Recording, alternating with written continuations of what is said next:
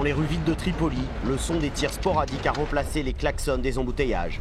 L'armée a bouclé les accès aux quartiers de Bab Tabané et Jabal Morsen, où s'affrontent les milices sunnites et alaouites. Ce jeune homme accepte de nous conduire jusqu'à un groupe de combattants sunnites retranchés dans cet immeuble. Nous le suivons en rasant les murs. Ce trou, percé par une roquette, nous offre un bref point de vue sur Jabal Morsen. Sur le balcon, une demi-douzaine de miliciens sunnites font le coup de feu. Ils tirent dans les rues et tuent des innocents. Des enfants, des chauffeurs de taxi, tous ceux qui passent par là. Nous, on ne tue pas comme ça. On ne tue que ceux qui portent des armes. Une accusation que ne démentira pas cette famille.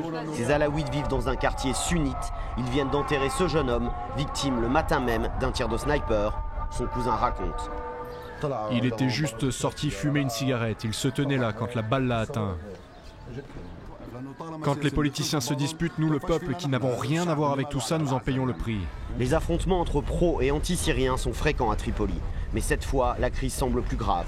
L'arrestation de Shalima Olaoui et de 4 autres jeunes salafistes accusés d'entreprises terroristes a enflammé les esprits.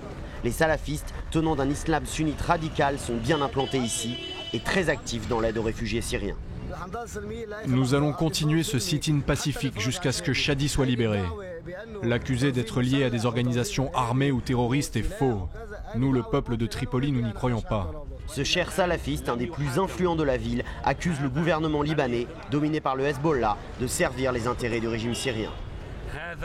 Cette arrestation revient à importer la crise syrienne au Liban, sur ordre du régime syrien et pour son seul bénéfice. Pour ce faire, il utilise ses alliés, ses marionnettes, ici au Liban.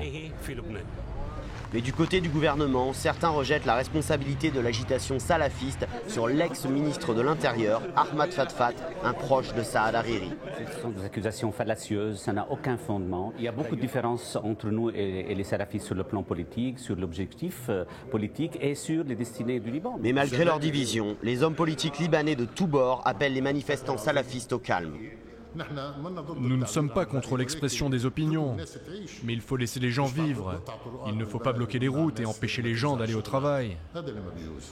En attendant, l'incendie qui embrase aujourd'hui Tripoli menace de durer et d'entraîner pour de bon le Liban dans la crise syrienne.